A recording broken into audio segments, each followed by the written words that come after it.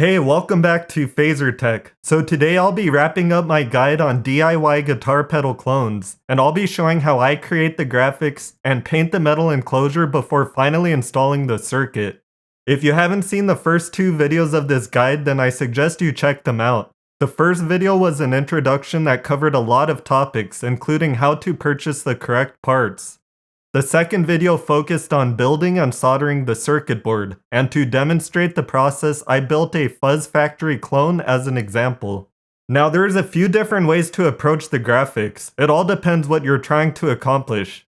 For example, some of the more expensive pedals have hand-painted art, which is a great route to go if you're artistically talented. But most people will probably want to create the graphics on a computer, and print them out on sticker paper instead, since it's easier and less time consuming, which is what I'll be doing today. The methods I'll be showing are what I found to be the most cost effective, so if you're on a budget then this video should definitely help you out. I guess you could call it the quick and dirty way, while still getting good results. For example, for the final clear coat I'll be using a spray as opposed to more difficult methods such as applying epoxy or powder coating, which will give better results, but using a spray is still perfectly fine. Alright, so let's get started. The first step will be preparing the metal enclosure and painting it. Choosing the enclosure size you use will depend on a few things. The two main factors that go into this are the number of pots and switches it uses and the size of the circuit itself. The Fuzz Factory that I'm building is an oddball since it requires 5 pots, which is unusually high for most pedals. Meanwhile, the circuit itself is quite small. That's why the most common form factor you'll find for this pedal is a sideways design like this, since it's convenient to place all 5 pots in a straight line. But you'll also find some models that use a vertical design like this. This is the style I'll be emulating with my build. So I chose a 125B sized enclosure for this one. If you purchased a bare enclosure that wasn't pre-drilled, then you'll first need to drill the holes in it. Start off by marking with a pencil where you plan to drill the holes. You can do this manually by using a ruler, but it's a lot easier to use a drilling template. If you have a 3D printer, then you can print yourself a drilling guide like I did. I'll leave a link in the description to this design I found on Thingiverse. If you don't have a 3D printer, then you can also print paper drilling guides like these. So I'll leave a link to this site that gives various patterns for the different size enclosures. Another thing to consider is whether you plan to use a battery or not.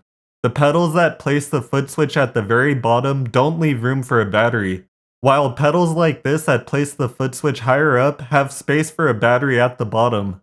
Also notice how some pedals place the power input and output jacks on the sides, while others place them on top, which is generally more efficient when it comes to available space in the enclosure for the circuit board, but this really only matters for very large circuits. Using a drill press will be the easiest way to go, but a regular power drill will work perfectly fine too. Start off with a small hole first and work your way up to the size you'll need for each hole following these sizes here. The size of each hole will depend on which component it's for. As always, use caution when handling the drill. If you're not very experienced with a hand drill, then you should clamp the enclosure to the table, especially when drilling the larger holes. After you're done drilling all the holes, take some coarse sandpaper and quickly sand down the exterior of the enclosure and the bottom cover. This will help give the paint better adhesion. Once you're done, take a paper towel and rubbing alcohol to clean up the enclosure. Now this would be a good time to scan the top of your enclosure for later when you design the graphics for it. You can also wait till you're done painting before scanning it, but if you want to be efficient with time, then I think it makes sense to scan it now, so you can work on the graphics while waiting for the paint to finish drying. But we'll come back to the graphics in a bit. Now it's time to paint the enclosure. I'll be using Rust-Oleum spray paint I purchased from Home Depot. I decided to go with a standard green for this one. First I'll do a coat of primer, although this step isn't necessary, but it's suggested if you want the best adhesion. Also be sure to tape the interior of the enclosure to cover the holes before spraying it. After doing a few light coats of the primer and letting it dry for about a half hour, I'm now ready to apply the paint. Remember, less is more in this case. You'll get better results if you do multiple light coats rather than heavy coats. Doing heavy coats might lead to drips. I recommend doing around 3 or 4 coats and waiting at least 15 minutes between each one. Now let it dry for at least a day, and in the meantime you can get started on designing the graphics. It's important not to rush the drying in any of these steps. Now there's a lot of different approaches to creating the graphics and applying them to the enclosure. You could do it by hand if you're a good artist, but I think most people will get better results by using photo editing software such as GIMP to create the graphics. If you have the time, you could create your own custom graphics, but since this is a clone and I'm pressed for time, I'm going to shamelessly rip off the art as well. But this actually isn't a simple copy and paste job, and requires some work to adapt it to fit the enclosure and make it look good. This is where the scanned image of the enclosure comes in. Basically, the idea is to edit and splice the parts we want from the original design onto our scanned enclosure. If you want to go this route, then you can use Google Image Search and try to find the highest resolution picture available.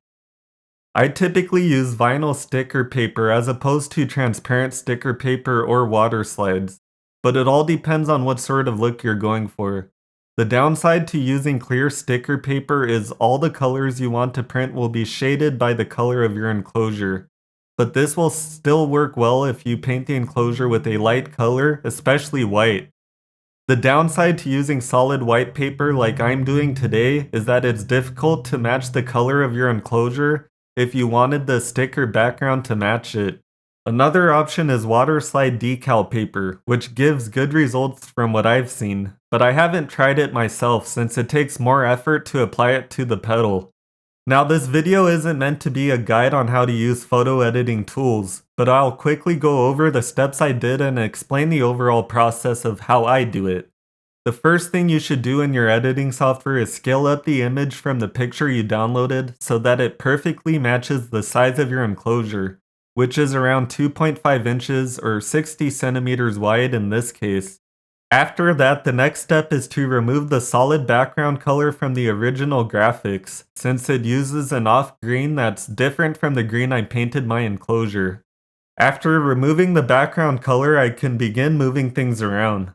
The main issue is that the holes from the original pedal are in different locations from where I drilled them in my enclosure.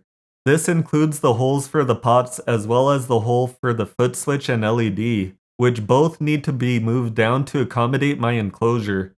So the next thing I'll do is copy and paste the words that indicate what each pot does and move them to fit my design.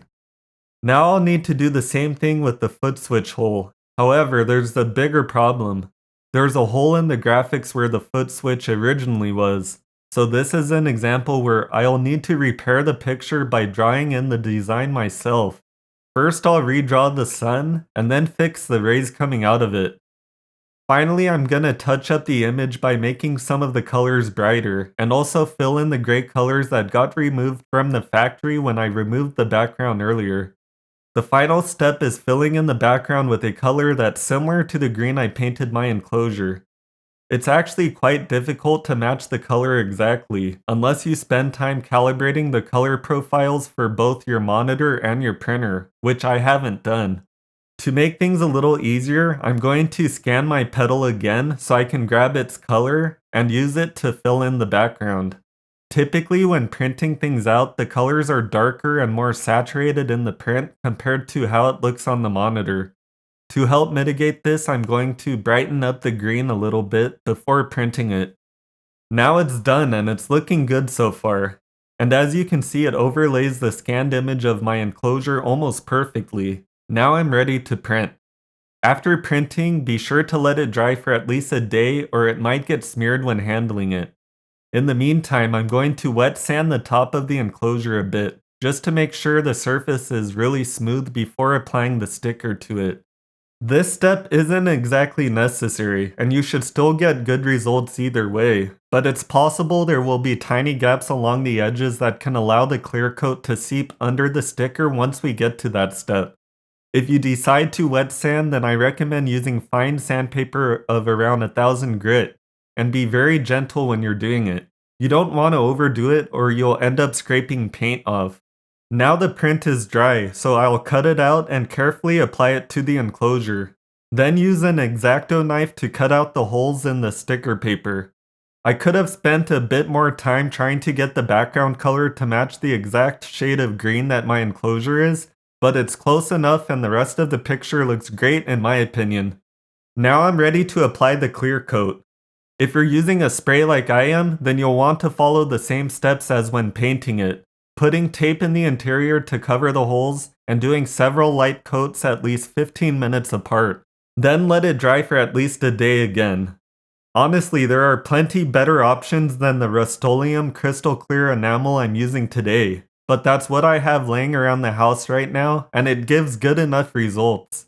Contrary to what its name suggests, the finish that this stuff provides isn't crystal clear, but rather it leaves a slightly matte finish with a visible texture. This texture actually looks pretty good if that's the look you're going for. But again, if you want something truly crystal clear that gives a polished look, then I'd recommend using a different type of spray. Lacquer-based sprays will probably give you better results than what I'm using. But if you want the best results possible, then you should avoid spray altogether and consider doing another method such as epoxy. But I'm still happy with how mine came out, so now it's time to install the circuit.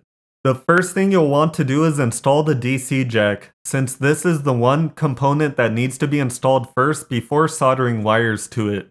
This makes it somewhat difficult to work on, since you won't have much space in the enclosure when soldering the power wires to it. Guitar pedals are unique in that they're one of the only devices to use center negative power supplies. This means the polarity of the power jack is reversed, so the lug that would normally be connected to ground will actually be the 9-volt power wire in this case. Be sure to plug the jack into a pedal power supply and check with a multimeter which lug is which before you solder the circuit to it. The reason why it's reversed like this is because it's easier to integrate a battery into the circuit. Normally I don't include a battery in my pedals, but if you prefer to use one, then this is how you should wire everything up. Notice you'll need to use TRS jacks instead of TS jacks if you plan to use a battery. Now let's talk about the foot switch and how to wire everything correctly. First, orientate it like this so that the holes in the pins are facing up and down. These contain 3 rows and 3 columns. When the foot switch isn't engaged, each pin in the middle row will connect to their respective columns in the bottom row.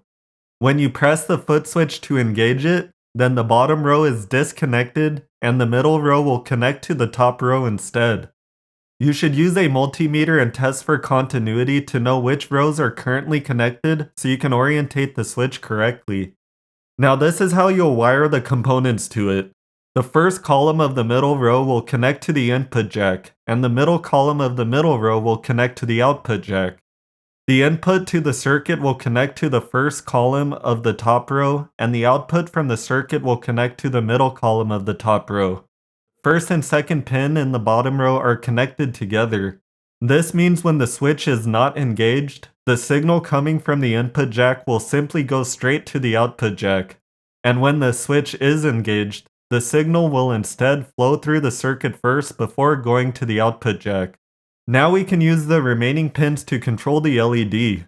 If we connect the 9-volt power rail to the center pin here, and then connect a resistor that leads to our LED on the pin above it, this will allow us to turn the LED on and off. When the switch is disengaged, the 9-volt power rail doesn't connect to anything, which means the LED is off. When we engage the switch and allow the signal to flow through the circuit, this will also allow the 9-volt power rail to flow through the LED as well.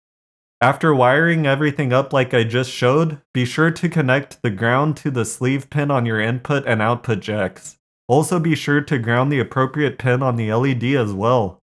When cutting wires for these components, it's good to visualize where each of these components is going in the enclosure so that the wires are long enough to reach. Now install the pots, foot switch, LED, and the input-output jacks onto the enclosure. Also make sure to solder the power and ground wires to the DC jack if you haven't done so already. It's up to you whether you want to secure the board to the enclosure or not. but it's usually fine to just leave it floating since the wires will prevent it from touching most things.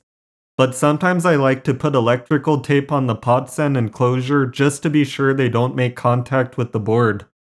Now we're almost done. The only thing left to do now is put on the bottom cover and then install the knobs. And here's the final result. Alright, so now it's time to put it to the test again. If you saw my previous video, after finishing the circuit, I played a few riffs that showcase its more experimental and glitchy type of sound that make it so unique. Well, this time I've dialed in different settings that give a slightly more traditional fuzz sound to show how versatile it can be. Also, I'll be playing it through a different amplifier this time.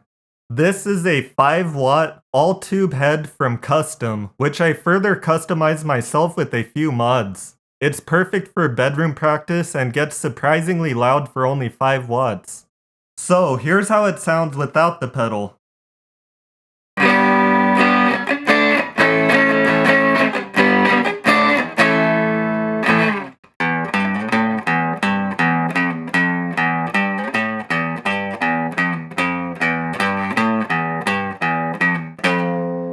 And now with the pedal.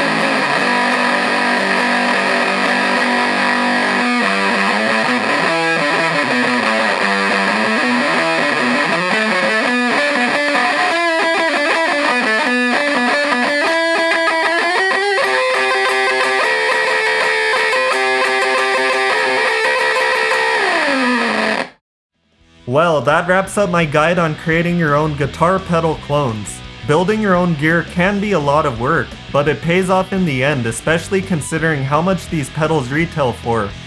Also, not only do you get to save some cash, you can also learn something along the way too, and best of all is the feeling of accomplishment once you're done. If you have any questions or suggestions, then feel free to leave a comment. Also, if you made it this far but haven't subscribed yet, then be sure to do so, since I plan to do more DIY projects in the future. As always, thanks for watching, and I'll see you next time.